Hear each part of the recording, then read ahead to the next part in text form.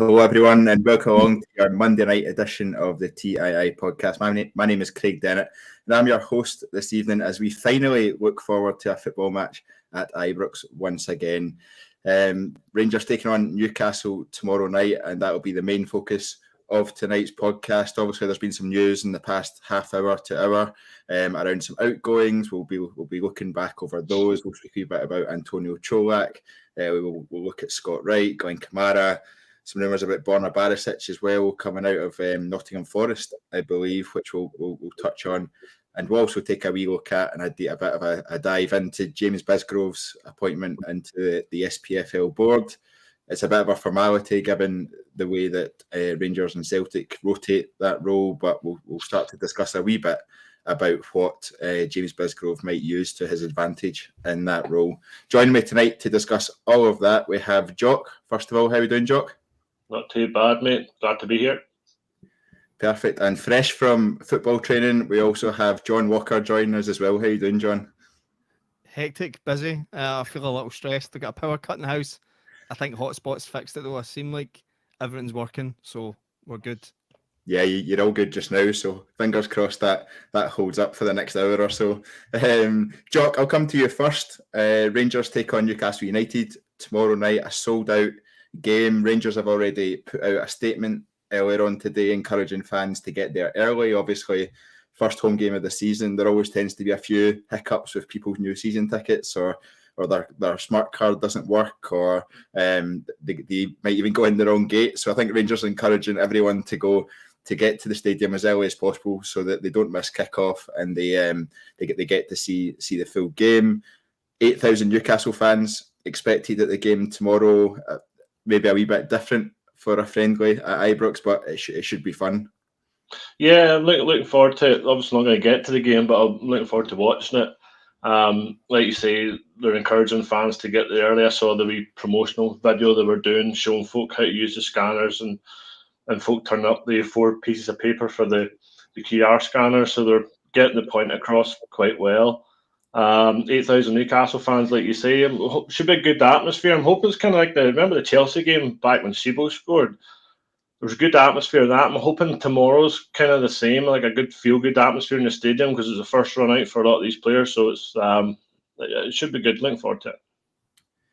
Yeah, John, if I'm honest, I'm just excited about Rangers being back playing football and being able to go to the game again. It feels, in some ways, it feels like a long time since I saw Rangers playing. In other ways, it doesn't. How much are you looking forward to just seeing Rangers on the pitch again playing football? Yeah, I think there's been a lot of excitement. I think we spoke about it a couple of weeks ago. I think Kieran's already made himself viral with the excitement that he's got about certain players. I share Kieran's excitement and seeing people like Cantwell, Raskin, Lawrence in that midfield with Dill, Lundstrom and that backing them up just to see what the team's actually like. I remember that Chelsea friendly. I felt the same way. I feel like it's something that we need to get slightly better at. I think they've nailed it with the McGregor testimonial.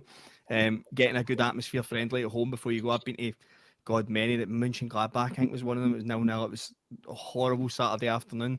I think a good atmosphere friendly really is the thing that get you in the mood rather than dead rubbers and just waiting for the real stuff to start. I think this will be a really good game tomorrow. I think so, yeah. I will always remember myself and fellow podcast host Kyle went to, I think it was Rangers versus Bury, and it was about 3 or 4 years ago, and Umar Sadiq ran from the halfway line to the penalty box in about 3 strides, and we thought it was going to be a world beater, and that sadly did not turn out to be the case. But yes, plenty of excitement ahead of tomorrow, and plenty of new players on show as well, Jock. I'd imagine there'll be a fair amount of rotation during the game as well, but it'll be good to see some of the new signings pull on the blue jersey for the first time. Yeah, looking forward to seeing Lammers in particular, and then it's the new looks at our front line as well. So hopefully they get a good, this is what this game's all about, minutes and legs, so hopefully they get a good sort of 45, maybe 60 minutes amongst the sort of the new players coming in, and again, just to see Raskin and Cantwell strutting about the park as well. It's just like you say, it's just good to be back. So, John, this will be our first glimpse, I guess, at the new Michael Beale Rangers, as I'll call it, what do you think we'll be able to learn from a game like tomorrow? Will there be anything, or is it just a case of minutes in the legs and taking it from there? I mean, you'll see the usual patterns that he's wanting to work on. It's midfield domination. It's his whole ethos is getting 5 people around the middle of the park, around strikers, getting fullbacks high. It'll be very similar to previous Gerrard. I think what he's probably done with some of the signings is he's got the plan B back there. The plan B being, how do we get goals to set plays continuously, and how do we defend set plays better, and we'll be fine. But I think you'll see lots of good, tidy, intricate football, third man runs, 1-2, one touch, everything really quick. I think that's why Newcastle is such a good test, even though it is pre-season. I think we will see where he thinks he can dominate. The type of player he's bought, I don't want to keep going on this, but I do feel like players like Raskin and Cantwell, if they're fit, we could see some of the best football I think we've ever seen at Ibrox in that midfield area. Just by the way the two of them play, I think people are underestimating how tidy it could be if it's right. I think we'll probably actually see something similar to what Celtic kind of mastered probably between January to January in the previous seasons. Just the way they keep the ball, I think we'll be really, really aggressive and really tidy, and I think you'll see that from the outset tomorrow. I'm just really looking forward to seeing the new signings, because as much as you get YouTube clips, I want to see them in Rangers jerseys playing football the way that Michael Beale wants him to. And I think somebody's mentioned Bailey Rice. I hope we see a couple of glimpses of him even just on the pitch to see what that's like, because that's another exciting. I keep seeing all the clips for Liverpool's training about Ben Doak, and there's a wee bit of, I want to see but little clips of Bailey Rice, see what he's actually made of, see what he's like. Yeah, Louise Wise coming into the comments saying Bailey Rice is a real talent, and I think it's fair to say most people agree from what they've seen of him so far. He's 16, might just have turned 17, but he's still fairly young, so it's good to see him in and around the first team. Going on that pre-season trip to Germany will have done him the world of good. So it'll be really interesting to see now. I'd imagine he'll be a mainstay on the bench as we go through this season, and it'll be interesting to see how many minutes he manages to get under his belt throughout this season as well. John, I'm going to stick with you. It is Allan McGregor's testimonial. I keep forgetting it's Allan McGregor's testimonial. He's obviously been around at the club for a long time. He started out as a teenager. He stayed with us for a considerable length of time till 2012. Decided to go elsewhere and came back. What do you think Allan McGregor's legacy with Rangers is? How would you describe it? Allan McGregor's legacy is we never lost a title when he left until he came back. I think that's pretty much the mark. I always remember the 4-2 Old Firm where he let in an absolute clanger just before half time at El Cuckoo. Can't remember who the Celtic left back was at the time, but it was an absolute clanger. And I remember every single player in the post match and the papers was saying that they all went in the change room and went, McGregor's dug us out a hole multiple times. We need to go out there and win this game. And I think when you have a team like that, and I think it was it felt the exact same during 55 when people spoke about his influence. Although there was mistakes appearing his run in Europe, everyone spoke about Allan McGregor. Both runs in Europe, even going back to 2008. I think it is just that. We were blessed pretty much. I didn't think Rangers had bad goalies, to be honest, until Letizia appeared for his short stint. We went kind of seamlessly from Gorham to Kloss to McGregor. It felt like there was no gap, and I think that's where you've seen last year when it was probably a year too long for McGregor to be staying, that how damaging not having an Allan McGregor like goalkeeper, even though Allan McGregor was in, can beat the team. You don't win a title if you've not got the best goalie in the league. That seems to be what the pattern's been continually, and I think that's going to be a big gap to fill. If we nailed it with Jack Butland, that would be amazing, but people Allan McGregor don't actually come around too often. I think we've just been really lucky. Yeah, absolutely. Paul McGarrigle's in the comments saying McGregor's legacy is one word, legend, and then the Trying Scotsman comes in with the word longevity.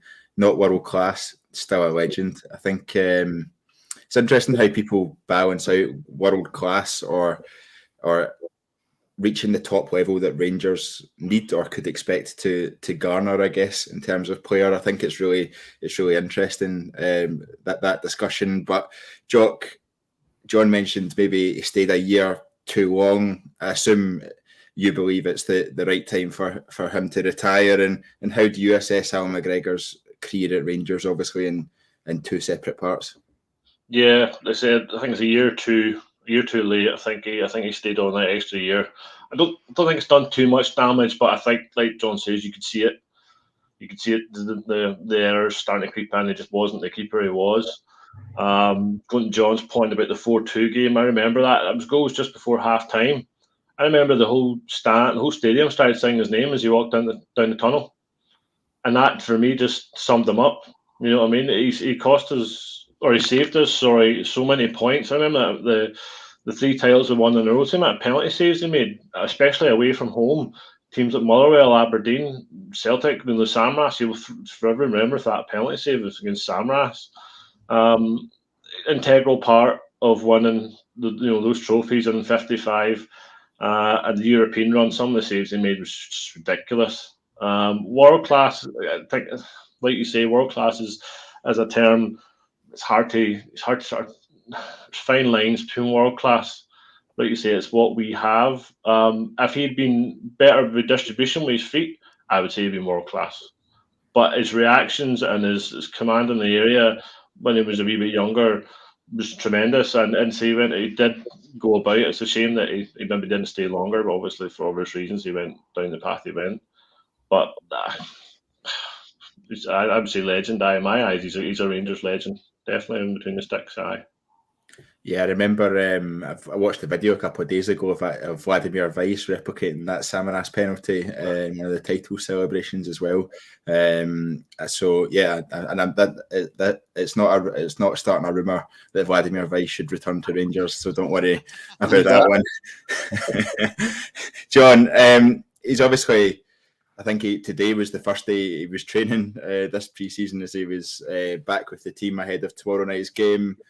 Generally with testimonials, if the players aren't playing any longer or they've come to the end of their time, they tend to play sort of 5 or 10 minutes of the game. Is that what you'd expect for Allan McGregor tomorrow night? Yeah, I think a sub appearance near the end is what you're going to get from Allan McGregor. I think just to say goodbye again properly. He's been there for so long. I was actually forgetting that he was fully there for 10 years prior to leaving. Like I was one of those ones that took a wee while for me to go, why is he getting a testimonial between the gap? And I was like, he was here for 11 before he left. And I was like, Jesus Christ, that is like well fitting. It's just one of these ones as well where it's rare. This has become something during 9 in a row where it was quite consistent at that era in the 90s. I know because footballers got the payday at the end of that when they weren't exactly paid the way they are now. But it is that you don't tend to see it as often. We're probably going to see it again in a few years with Tavernier, I'd imagine. But it is nice to actually get to that point because I think it's something we're going to see even rarer as we go on because we kind of self-admit we're going to become a feeder club, unfortunately, to the Premier League if we do our recruitment correctly. So this could be one of the last testimonials we ever see for someone. And I think it's probably fitting again that it is him. Because I do think he is world class. I the distribution I understand, but there's been loads of goalkeepers that have got terrible distribution that are considered the best. So I think he is. I think he's one of the best goalkeepers. I'm surprised he didn't get. When I look at, I also quite fond of Arsenal. When I look at some of the howling goalkeepers they had around that time of Allan McGregor being Rangers #1 and going to Hull, and Allan McGregor was better than every other keeper that Arsenal had in that spell until they got Petr Cech in. So I think he's well within that bracket.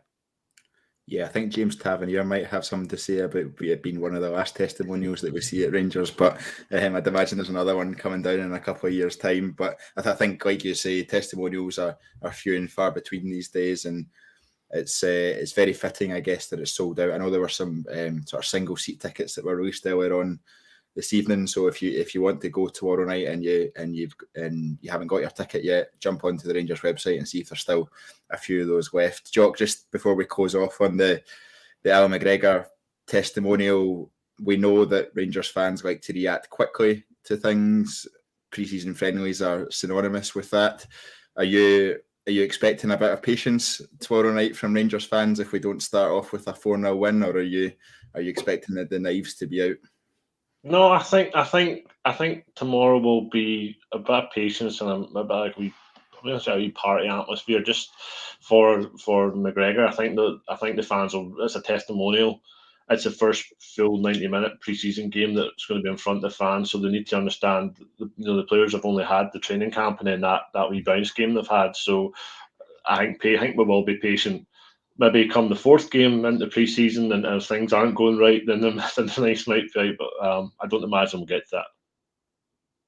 Yeah, hopefully it's a good night under this setting summer sun, shall we say, at Ibrox tomorrow night, and it'll be a fun night for everyone. And we're delighted to be back at Ibrox. And we look ahead. We're only 2.5 weeks, or just under 3 weeks, away from the start of the new season, and then it'll be full pelt straight to Christmas from there on in. Pretty much 2 games a week most weeks, I think, assuming all goes well. In the European qualifiers, it'll be Champions League football, and even if it doesn't, Europa League group stage football will still be there. So it will be a busy time, but I'm very much looking forward to Rangers being back, and it'll give us plenty to talk about on the podcast going forward as well. John, we've had 7 incomings so far to Rangers, and we've spoken a lot about those guys. There's some that are still potentially coming in or hopefully coming in. Cifuentes is one, for example. Panzo is another, and then the striker from Feyenoord. Incomings, I don't think has been a problem. One of the issues we've faced so far is trying to get people out the door. We saw the first of those at the end of last week. Antonio Colak saying his goodbyes to Rangers, £2.5 million to Parma in Italy. We've seen a few more rumours come and go, but just before we sort of move on to some of them and some of the news that's come out tonight, just get your thoughts on Antonio Colak's season at Rangers and the fact that he's left and moved to Italy. I think Colak was brilliant. I kept hearing all these myths about him no suiting the system and maybe not being. People just, I think we've said that a couple of times now, people just get so used to seeing Morelos being centre forward that they become accustomed to somebody that was going to bully. I felt Colak, I honestly was quite excited. That was before Dessers and Danilo got linked. I was very excited to think of Colak with those type of midfielders around him and being the kind of wall player that is maybe not as flashy as other strikers, the kind of Giroud France at the World Cup is. He's not going to be there and maybe not get you all the goals, but his link-up plays better than the strikers we had there. He's probably thinking Roof can fill that void. But I mean, if you look at the goals he was getting and the conversion rate that he was delivering, if you'd put him in what I would consider a good Rangers team, because I don't think the Rangers side he played in was the best at the time he was even banging in the goals, I thought he would have. I thought a fit Colak playing the full season in that style would have got 25-30 goals for us this year, but he's obviously surplus to requirements, and they're hoping that Roof will bring in that link-up play if we need him, and the strikers were bringing in I'm guessing what Beale considers even higher quality than what we had before. Yeah, I think it's really interesting. Before I give my views on Antonio Colak, I'm going to pull up this comment here. Says pickled onion in a bottle of old school iron brew. That is an elite snack for anyone who wants to get one. So there's plenty of comments going in there, but I just wanted to bring that one up because it caught my attention. And Rob Hamilton, I completely agree that is an elite snack in there. I have no idea what's going on in the comments, but yeah, fire in your preferences in there, and we'll continue talking about Antonio Colak. And I thought I'm probably pretty much the same boat as you, John, in terms of I was a big Antonio Colak fan. I don't think he quite got the run of games that he needed after his injury to kind of get back up to fitness. I do partially agree. I think with some of the questions around does he fit our style in all the games that we play? I'm not quite sure that was the case, and I felt he would struggle to be our first choice striker, given that he didn't quite suit our play in some games. But all he needed was one sighted goal, and the ball was in the bottom corner. So that was always the benefit that we saw. I was quite sad to see him being one of the first to leave. He was far down the list in terms of players that I thought would leave Ibrox this summer, but I think it's understandable.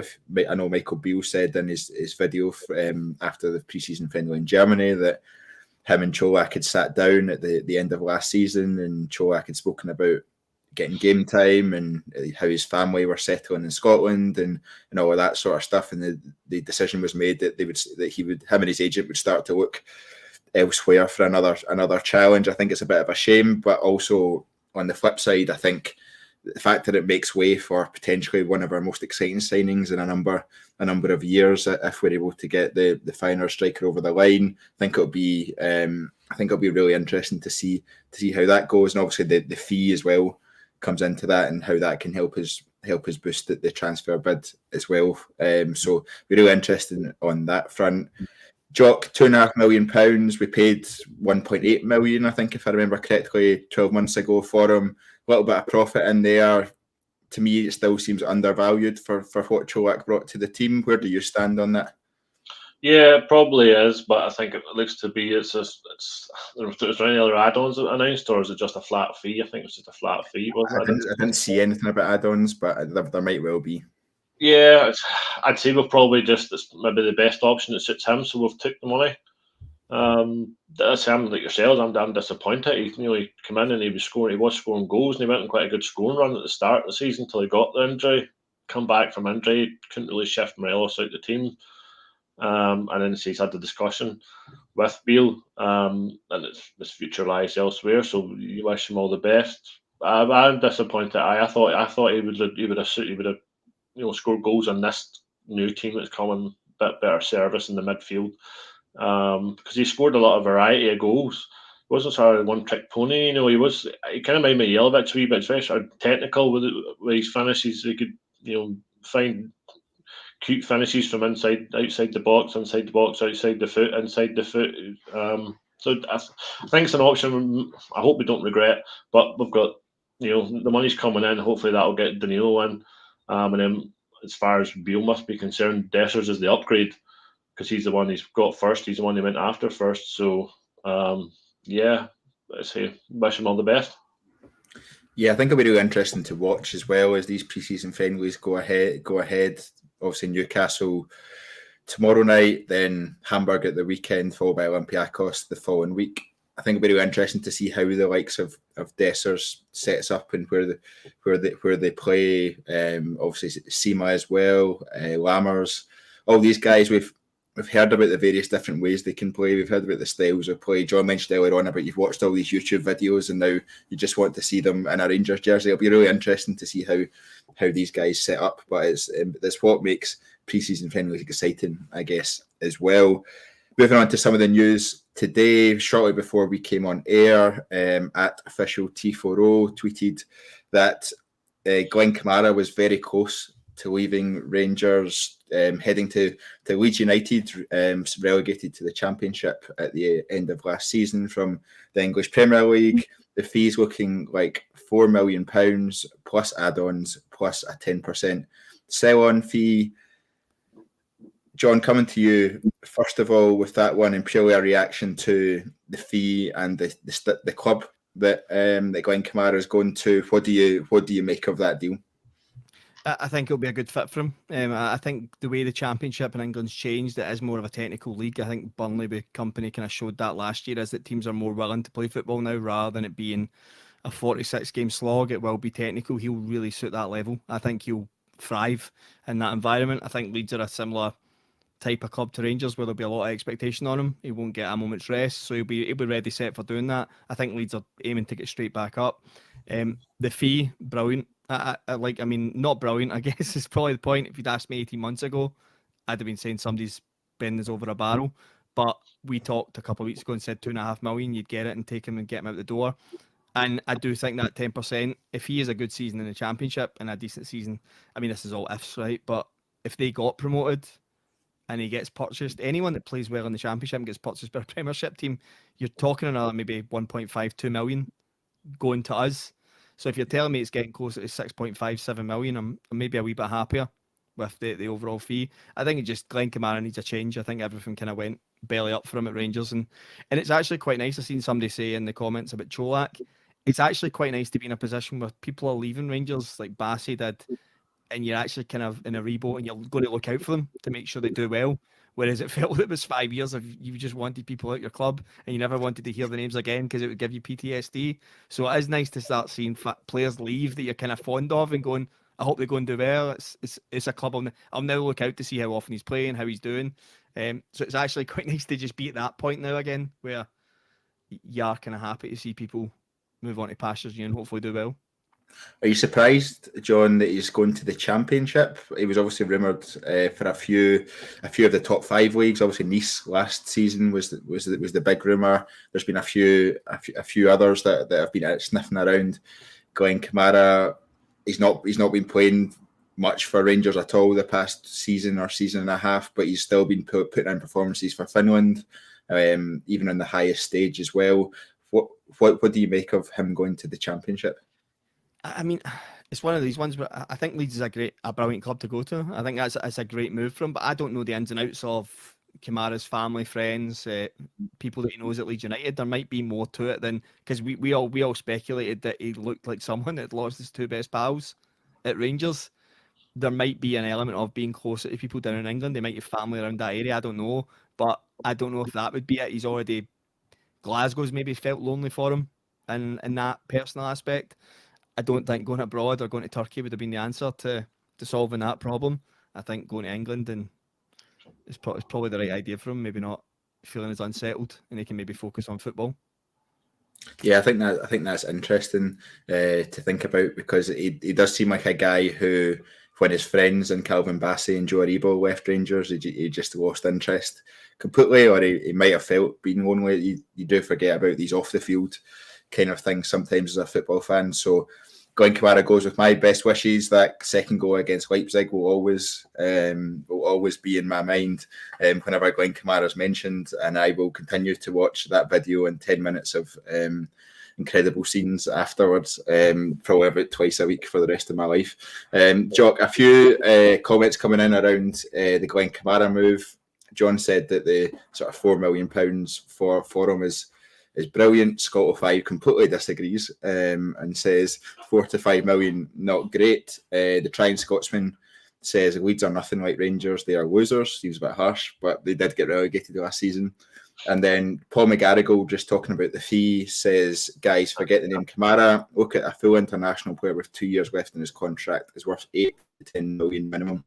Where do you stand on Glen Kamara's move, and do you think we've been able to maximise the value for him from the position he's currently in our squad? I think so. I think maximising his current situation, I think the 4 million plus 10%, I think that's decent, considering he hasn't, he's barely kicked the ball for us in the last 18 months. And when he has come in, it's been bit part. It just looks a shadow of himself, like you say. What's the reasons why? I'm not too sure. So, like he says, he's an international player. He's an international player that doesn't play at club level. Finnish players are probably, I'm sure, they're slim pickings for somebody of his quality. Even though he's not playing at club level, you can still throw him in. So if he's playing good for Rangers and he's international level, yes, he's worth that. But he's not been played, and he's not been playing a long time. So I think what we've got, I think, is fair.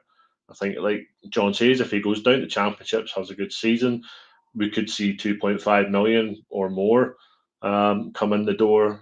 So yeah, I'm just glad that he's going, and he's going. It's something that should have happened maybe 6 months, 12 months, maybe 18 months ago. It's ran on, and we probably have lost that value, but we're still maintaining quite a significant, considering we signed him for 50k. Absolutely, and people sometimes forget. There's obviously a song that reminds everyone most weeks that we got him for 50k, but it was such a great value signing that we got from Dundee. Dundee must have felt they'd been robbed blind for that one, even to get him 6 months early for that fee. So incredible value. He's given some of the most memorable moments in recent times. He definitely goes with my best wishes. It's a bit of a shame how his career at Rangers kind of petered out, but I'm looking forward to hopefully watching him in the Championship next season and seeing him prosper and move into the Premier League.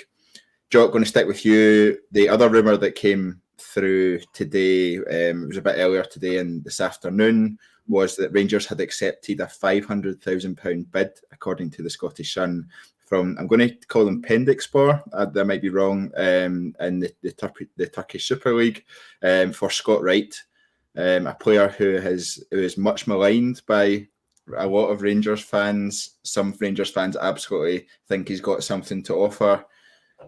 we'll come back to the fee in a second, because that does seem a little bit low for any of our players. But in terms of the move itself, in terms of Scott Wright being another of the players that leaves, I think it makes sense, don't you? Yeah, absolutely. It's another, he's this project that's, with the word project, that's been thrown around with his name since he came in the door, since Gerard brought him in. He's a project, and you kept hearing, oh, he's a project. A year later on, he's still a project. Then another year, he's still a project. So, well, the project's not playing day in, day out. The project's coming on off the sub bench, has an impact here or there. But if I talked on Twitter about it this afternoon, and it broke, and I said I could count in my hand the many times he's made an impact. I only need one hand. So to me, that sums it up. Again, another one that goes to our best versus. He's just never able to cement a place in that team and hold it down long enough. Yeah, I think we're wearing out the phrase "he goes with our best wishes" at this moment in time. But John, Scott Wright, when people watch clips of him, they always see how direct he is, and how when he picks up the ball around the halfway line, he will just run at the opposition defence, and he will just take on players and drive at them. I think it was more his inconsistency and end product that kind of meant he found himself out the team. Would you agree? Yeah, it was infuriating, because I was one of the ones that felt like I always had something. I remember the game. I think the game that pretty much nailed on us signing him was when he came on against Celtic off the bench for Aberdeen up at Pittodrie, and we signed him 4 weeks later in the January window when he was going out of contract. And I hadn't seen much of Scott Wright, and he came on, and I was like, have you guys absolutely bullied them, like tortured them, and got them back, got Aberdeen to 3-2 up, and we signed him. And in glimpses, I seen that same thing. That the goal against Hearts was exactly what I thought he was good at. He would be quick on the break. He was able to finish, but then you'd see him run the ball at the park. You'd see him not be able to beat a first man with a cross. He wouldn't be able to pick up the simple pass because he was so good at being direct. But that isn't really what we do. That's not our style of play, especially not under Beale. If Van Bronckhorst had stayed longer, he would have probably got more game time under Van Bronckhorst. But he's just not a Michael Beale player. He's not got the technical ability, as far as I'm concerned. I think he's a player that he'd do good at a club where he's going to play every week, and he will hit form if he stays fit. But Rangers under that club, Rangers can only really afford to project one player, and it needs to be a player that's 17, 18, that's came through our academy and understands exactly what they're doing from the word go. You're not going to get a Calvin Bassey too many times where you can indoctrinate somebody within 12 months and get them to fit into the mould of what you're doing. I just don't think. I do think 500 grand is way too little. I think someone that's got years on their contract, has got age on their side, and has been part of a title-winning side, has scored in a Scottish Cup final that won us the trophy, was in the other end of that Glen Kamara 2-0 goal. He's be back here assist. There are things that he's playing the European final.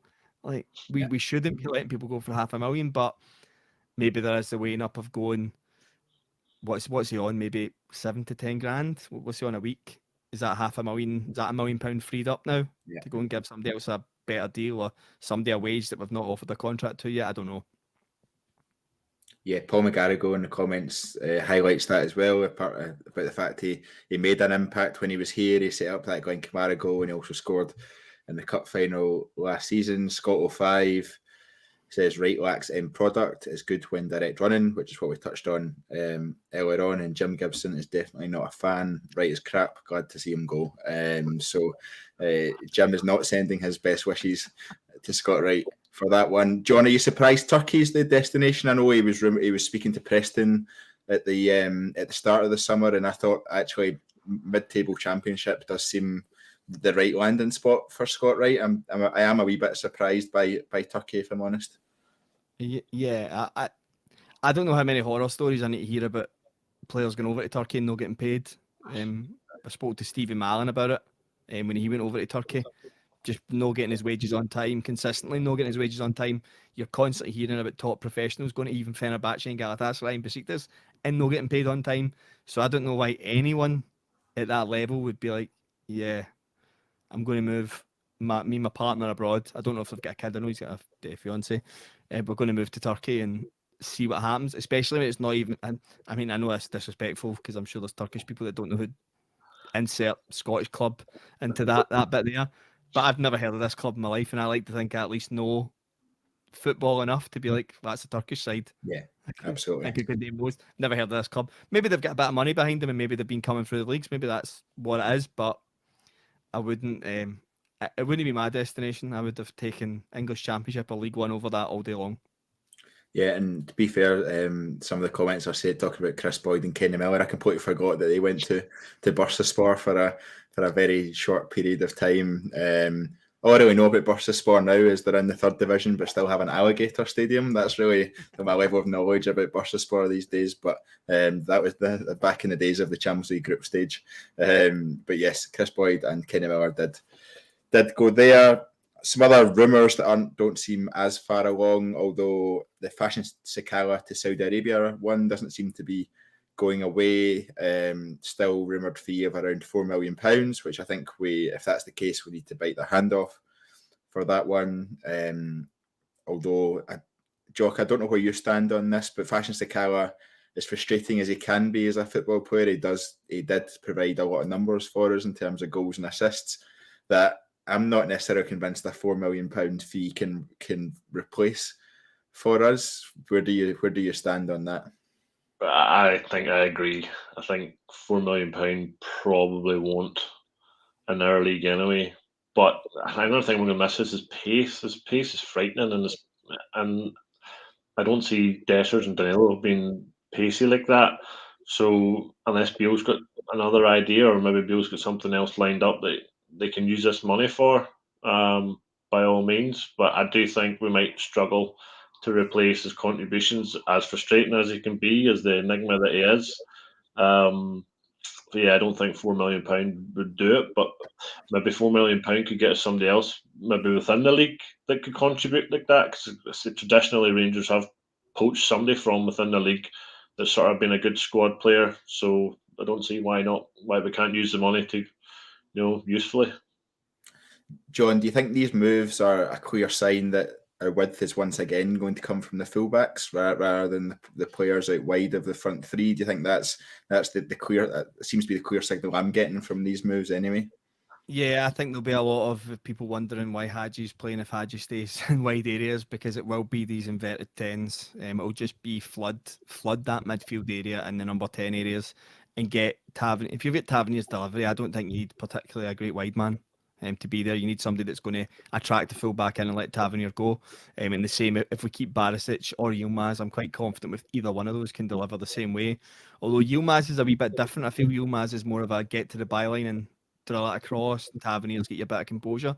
But that could be nice because that could allow you to play kind of a Cantwell in an advanced left area as well and not lose anything out on him.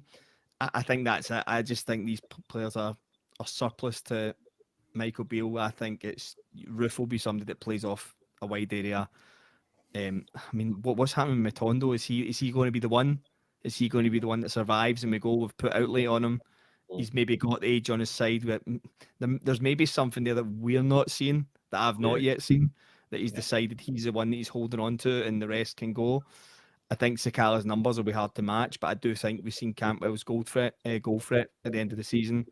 And you've added people who, there might not be anyone that's going to bang you 30 goals, but there might be 5-6 players that get 8-9 to get you over that line. I think it'll be that kind of season for us, the way we play. I think that's definitely something we've needed anyway. We've been too reliant on 2 or 3 players to deliver every goal and assist that we need in a season, and we do need to spread that around. And I guess that going by the recruitment that we have, going by the fact that the likes of Tom Lawrence coming back into the fold, I am more hopeful than I guess I have been in quite a long time that goals will come from all around the team rather than just a few players and James Tavernier. So I think it'll be really interesting to watch that as we start to move through this season. Also interesting, John, that you picked our 2 fullbacks and picked Yilmaz as the left back, because that brings us on to our final rumour. Jock, Borna Barisic to Nottingham Forest. I've not seen a fee mentioned at all. I feel like that would be a good move for Borna Barisic, if I'm honest, and it'll be definitely be a good move. Ross Wilson potentially doing us a favour there as well with that one. Would you be happy to see Borna Barisic go? I've seen at the start of summer, I felt like a lot of people were on we can let Borna go if the right money comes in. I've seen a few more people start to flip-flop on that one. Where do you stand on Borna Barisic going if there's some interest? Yeah, I'm happy either way, to be honest. If he stays, you know what you're going to get. Last year, he probably was one of our more consistent players.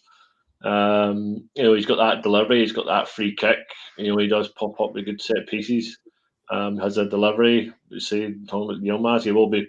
I'm assuming Yilmaz will be the number one left back. We have Sterling, who can play that position as well. So we have cover if he does go. And you have Devine in there as well, can play on the left side. So there's plenty of options. So maybe it is a case of maybe the club are thinking we do have cover there. Maybe we can cash in when the last year is contract, get some money for him and put it towards the squad. So it'd be a good move for him. Premiership, be a good test for him. Yeah, John, we've spoken about 5 players there, looking at fees of £2.5 million for Colak, rumoured £4 million for Sakala, 500k for Scott Wright, 4 million plus add-ons for Glen Kamara, Borna Barisic, you'd imagine a couple of million at least, if not a little bit more than that. While these aren't standout fees, we saw across the city they got one massive fee for a single player. Whilst these aren't standout fees for these players, the totals definitely add up, and you can see how that would help to fund this big rebuild that we've been going under this summer, and it can certainly make a difference for these, especially these players who aren't necessarily making a huge impact on the first team anyway. Yeah, and the wages, I think Barisic is probably a fairly middle to top earner within that club, being the position that he held down for us. So I think that does really, really help. I'm assuming it's not houses that Rangers own we're trying to kick people out of to get people into. But I think it's definitely clearing up the wages for other people to come in, or people we've potentially already gambled on, because it is actually unusual for us to move so quickly without the Champions League money guaranteed. So I do think there maybe is an element of we're back deal, so now we have to start forcing the people out the door that we didn't know where they were coming from. I think Forest, I would be trying to pull out them to get to 4 million for Barisic, just because of the money that they've spent to stay in the Premier League and got to stay in the Premier League. Like, they spent a lot of money on Gibbs White, who I think is a tremendous footballer, but you're paying 40 million for him. You're getting 10% of that for our. I still think Barisic, although Yilmaz had a good end of the season, I still think Barisic is a stronger left back, but I think Yilmaz has got potential to be even better than him. So I would be trying to rinse every bit of cash out of them for him, because I do think he's a full international, won titles for us, played in the Champions League, and they currently don't have. I think Rennie Loddy's was only on loan last season, so they do have that position open for them. I think he'd be great for them. And again, I hate to be this way, but he's another one that you'd be quite happy to see go on and look out for. Yeah, there's plenty of comments coming in about Borna Barisic, and most people seem to be on the same wavelength. Stephen Fay says, sell Borna Barisic. Scott 05, I think I agree with. Born on Old Firms, I hide behind the couch, which is a real shame, but sadly it is the truth. Scott Stephen 19 says, Borna's another one. If we get $1 million for him, he's got to go. I'm not sure I agree with that. That's far too low. I was kind of in the 2 to 3 million mark, but John's just convinced me we should be going 4 million or above for him.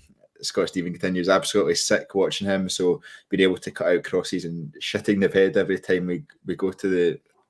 I'll leave that word alone for this moment in time to avoid joining Kieran on the clickbait side of things. Ridvan all the way. And Iowa Sky Bakes said, Borna's too inconsistent, only assists, can't remember his last goal. I think his last goal was that belter finish at St Johnstone, wasn't it? Into the top corner. But I think I get the point. He hadn't scored for about a year and a half, 2 years to that point as well. So it'll be real interesting to see over the next couple of weeks the outgoings more than the incomings. I tend to agree with you, John, in terms of, I think Michael Beale probably was told you can get, or you can spend X amount, and he reached X amount by signing Dessers, and then it's been, right, you have to fund everything else by other players going out, and then you can buy new players after that. I think I get the feeling that's where we are. I think the 3 players that we mentioned earlier in the podcast will be the result of this churn that we're seeing in the squad. But we were also talking amongst the TII contributors, the squad's up at 36, 37, 38 players around that mark, and that's far too high one, to be able to keep everyone happy, but also from a wages perspective as well. So it will be really interesting to see what number we level out at. I'd be surprised if it's anything above 27 or 28 players max for the first team squad, and even that seems a little bit high. Jock, one of the players, I feel like I've been mentioning his name for months and he's still not a Rangers player, Jose Cifuentes, continues to play for LAFC, or did continue to play for LAFC right up until the weekend there, where they played their final match before a sort of mid-season break they have in the MLS. He was pictured today on a plane, which he posted on Instagram. Everyone obviously jumped on that and said, he must be on his way to Scotland. There's no way that anyone would know if he is or isn't, but would you expect that one to be done in the coming weeks, given that LAFC are now on a bit of a break and the season's fast approaching?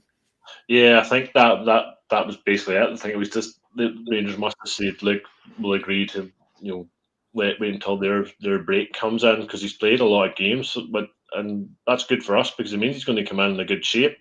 It's just now integrating him into the squad, meeting everybody, and getting the camaraderie and stuff going with the rest of the players. So I've seen people arguing over it. Oh, that's it, he's not coming, or that's I must be off, or an field medical palaver. But I just kept saying, I said he's still playing because they're still playing.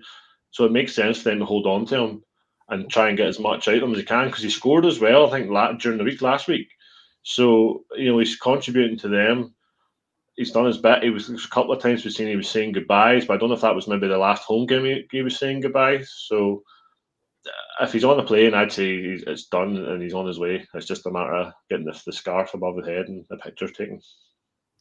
Poor Cifuentes just on his way to Barbados for a weekend holiday, and he's got all these Scottish people shouting at him that he's coming to Glasgow. John, obviously the MLS season runs differently to ours. Started in March, if I'm correct, might be in April. So he's been playing since then and has continued to play through the summer, when normally our break would be. We spoke earlier on in the podcast about we have a very intense period of games, definitely up till Christmas, and if not beyond, if we make it into Europe beyond that stage. Is that a positive that he's still playing just now, or really do we need him to have that bit of a break before the season?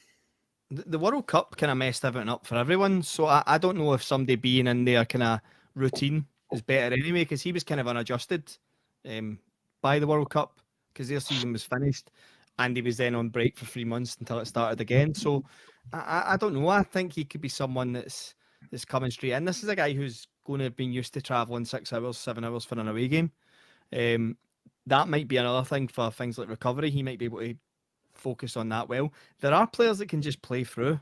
Like there are, I know sports scientists will push everything for everyone to have the right recovery, have the right amount of minutes, not be in the red zone. But there are anomalies, and this guy is pretty much consistently playing for LAFC, despite whether they're travelling, whether they're not, and has played through that. And he played at the World Cup as well. I think he'll be somebody that can just come in and just keep moving, and you might start easing him off a bit over the winter period, and then get him going again in January. I think he's going to have to come in and be ready to hit the ground running, and he will be. He'll be the one that'll be flying. I'm just excited to see what he's going to be like. Just seems to have a little bit of everything that I think we're maybe just light on, because as much as although Dell and Lundstrom are physical players, for as much as I love the Raskin, Cantwell, Hadji possibilities, I do want somebody to get in and mix it up, and he's it. Yeah, I think he's one that's definitely impressed in clips, and I've from people that I've spoken to that have watched the LAFC games since we've been linked to them. I think he's definitely impressed them as well. Kendall Matthews coming in to ruin the fun here, saying Cifuentes posted from Hawaii earlier on, so he was in fact on his way to holidays, and who would choose Hawaii over Glasgow? I have no idea whatsoever.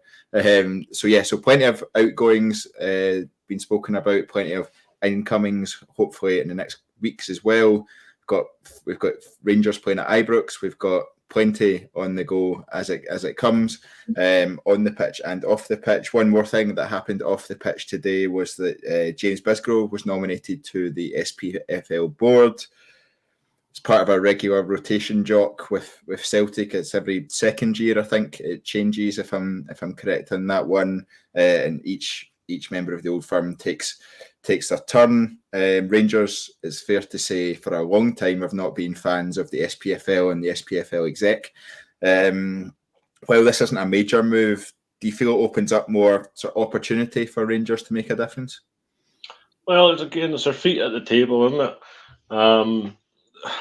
Maybe some fresh ideas as well. Maybe get put forward. Maybe they'll not be heard. Or maybe not take any interest of it because they don't seem to take much interest in anything else we've had to say over the last couple of years. But at least we have a say, we have a vote, and we can try and push, as a club, push for the league to improve, because that's what the league needs. The league needs to improve. The league needs to try and catch up with other leagues and within Europe, especially when it comes to structures for TV deals and stuff like that. The whole thing does need to get looked at, and hasn't even looked at for a while. So hopefully you can come across with a different plan or a different idea that's not maybe been put to the other member clubs, and see if we can try and change something positive. John, one of the issues that's always put forward around the SPFL board, or whenever Neil Doncaster is questioned about anything he does, is that he just works on behalf of the clubs, and the SPFL is all 42 clubs within the leagues that are contributing to that. That makes it incredibly difficult for change to happen, I think, especially in football, which can tend to be quite archaic in their thinking and how they approach stuff. They don't tend to be fans of change. How difficult will it be for James Bisgrove? I imagine he's going to be in there, and he's not going to go all guns blazing, but he'll be trying to lay the groundwork to continue to drive and make that demand for change. How do you view that appointment, and do you think it's more important now than it has been in the past? The more type of people like James Bisgrove that we get coming into Scottish football at every club, and then getting together at the table, people who are experienced and figuring out how to make products money and commercially viable and pushing it forward. Because it's been one of the biggest frustrations, as I know we kind of thrived off it in the 90s. Everyone hates us, we don't care. I think now in the situation we're in Scottish football, it's so demanding that we get some money in somewhere. We can complain about the TVDs all we want, that it's under, but then you go, how do you sell it? How do you sell Rangers and Celtic playing against a team with 10 men behind the ball, home and away, no matter when it's on Sky, when realistically you're going to sell Hearts and Hibs away and Rangers Celtic playing each other? It's really hard. So you need to get all the right minds around the table. So as long as everyone is willing to fight, and I think that's where it becomes a bit of a problem, as everyone's looking at their own window, is how do Aberdeen get the money they think they deserve to make themselves viable. Although I do think Aberdeen are doing a great job with their academy and actually starting to sell people and making good money, which would be a good start for other Scottish clubs to start doing. And then the TV money, when we start getting exciting youngsters into the league, will follow. But you need people working together. And I think it needs to stop being this kind of petty old firm versus everyone else, and people shoot down. Or if Rangers have a gripe, that becomes the number one thing we have to push forward to. Although to my surprise with the Singe thing, it actually turned out that we were in the right. And that's one of the kind of head and hand frustrations where you hide as a Rangers fan, because when we were going through that, I thought it was really petty and was like, how's this helping Scottish football? How's this helping anything move forward? And it does kind of annoy you when you realise we were actually right to be that frustrated. And you're like, well, could everyone know I just came together at once and realised what is actually beneficial for the league, and put aside the egos of, we're not going to side with Rangers, we're not going to side with Celtic, we don't want to side with Aberdeen, and just realise that if we don't get together, at least in the commercial side at board level, the league's never going to get better financially. It's always going to be Rangers and Celtic dominating through money that's generated from their fans or Europe. It's never going to be for the league being viable or sellable to commercial partners. Yeah, I think it's a really interesting discussion, because looking at Singe deal, almost as Rangers fans, we've become negative towards our own club making challenges to others. We almost think our club must be in the wrong somehow. We must have done something wrong, because there are so many lawsuits or court cases kind of ongoing in the background. But when you see that actually we have won it, and you look at the amount of abuse, I guess is the only way to word it, that was directed at the club at that point, and that mainstream media journalists were all jumping on the bandwagon of Rangers are being really petty. I think I quote tweeted a Michael Stewart tweet from a year and a half ago or something like that during the week that was I don't understand why Rangers can't just conform and jump on the bandwagon, effectively was what he said, and then Rangers are all of a sudden proven right in this cinch deal. It's actually incredible that a body as big and as professional as the SPFL should be, and someone who's paid as much as Neil Doncaster is, and also Murdoch McLennan as well, and it's incredible that those people can think they can just force something through because they want it to, rather than just following the law and following the rules that have been set out in their own organisation. I do find that mind blowing that they're still in a job. Hopefully it's untenable after this most recent case, but I somehow doubt that. Jock, just on the cinch ruling, I guess, and the differences that can be made. I'm a big fan of James Bisgrove and what he can bring to the table. I'm also a big fan of Alan Burrows, who's now the chief exec up at Aberdeen. I think what he did at Motherwell, from being a community club, and also how he adapted a club like Motherwell, who had a very traditional fan base, into being a really forward-thinking club, was really impressive. So how important is it that we get more guys like Bisgrove, like Burrows to the table and to take our game forward? Yeah, I think that's what we need. I think that I'm going to go 2-footed on your man here. He's been there for far too long, and we're not seeing any benefit from it, I don't think. And there's been no real... Our game's not moved forward for a long time under his stewardship. And the salaries collecting for that is scandalous. And then the breaking news there a couple of weeks ago about this 2-year notice period that he has, where he can collect 2 years worth of salary before he can be replaced. And the fact that he wrote that into his own contract, it was all voted by the board. You know what I mean? Everybody voted for this carry on. I mean, let's talk about marking your own homework. So for me, I've wanted him out for years, and whenever the contract extension came in, I was like, here we go again. And then next thing, the Sky deal got announced. We jumped early and we signed the Sky deal 2 years early or a year early before it was up. Yeah, I think it was 2, maybe even 2.5. So yeah, so we didn't even go to the table and even listen out for the offers. We just jumped right into Sky's hand, and that's us stuck there. Is it 2028? We're stuck till now. Yeah. Something like that. So there's another 5 years of the status quo staying the same. So for me, he has to go. But this younger generation of guys, like the guy at Motherwell, took interest in him when he first came to the board. Quite a young fella, and I thought, right, okay, he's going to come with fresh ideas, and he did, and that's why he's where he's at now. So the only can do is try and get these guys in. So when he does go in 5 years' time, or whenever he does decide to go, we've got somebody younger, somebody fresher to try and take our game forward, because we're stagnating again. Yeah, I do often think about was it a report Barry Hearn put together about how Scottish football could improve itself and market itself, and I often think about that and go, how stupid were we not to at least take that forward on a consultancy basis? John, I can see you nodding your head in agreement there. It was literally the thing I was going to bring up. I always remember that quote of him saying, I can sell at the Hydro with darts consistently, and you guys can't get a sponsor for your league.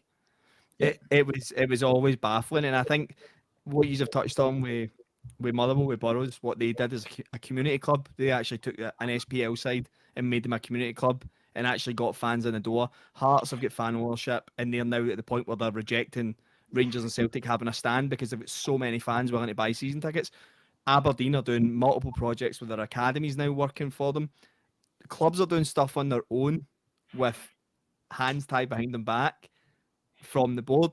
They're all having to do their own thing because there's nobody in charge of Scottish football who's pushing it together as a collective, and everyone is having to look out their own window. And that's the whole point in having somebody that's getting paid in the role that Doncaster is to push forward ideas.